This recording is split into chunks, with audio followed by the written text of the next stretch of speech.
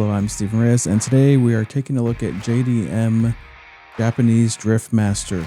So this is definitely a racing game, no doubt about it.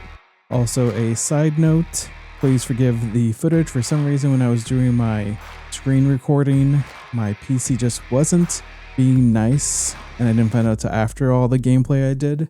So the game actually looks better than what my footage is showing, so keep that in mind when looking at this footage. But to get back to the review, so with this one, their tagline, the JDM Japanese Drift Master combines realistic, carefully tuned physics in a simcade experience that's as smooth on a controller as it is with sim racing hardware. Tackle hundreds of kilometers of open world roads and uncover story-driven events and quests along the way.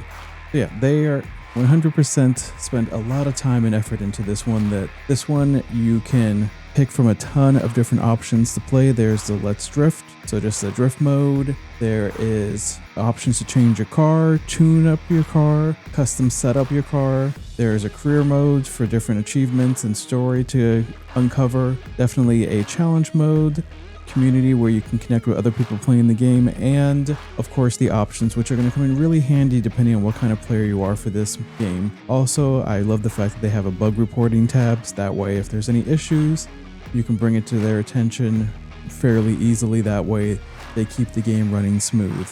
That this one has, for difficulty, they set two different options. The arcade mode, which is honestly what I use because I'm not that great with racing games, especially drifting games, and the simcade mode, which is definitely for players who are looking for a more realistic driving experience and definitely a lot more precision in regards to that. Even the arcade mode takes a decent amount of precision. I'm not gonna lie, I had a hard time getting that drift to work, but that's just more of, I'm not as great with racing games, so that's me, not the game itself. The game definitely has a lot of detail and looks like they put a lot of work into this one, and it shows that if you are a just everyday racer, if you're just a gamer who just likes simple racing games, this is probably not for you, because yes, the arcade mode is forgiving, but this one definitely really focuses on a real world experience for racing and drifting. For anybody who has a sim racing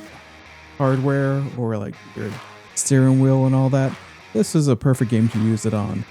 That even on the controller, it's actually pretty easy to maneuver between the different functions and controls. That this is more for a racer for sure, but the graphics are great, the options they have are fantastic. It's just definitely just a fun racing game for the people who love the more realistic racing experience.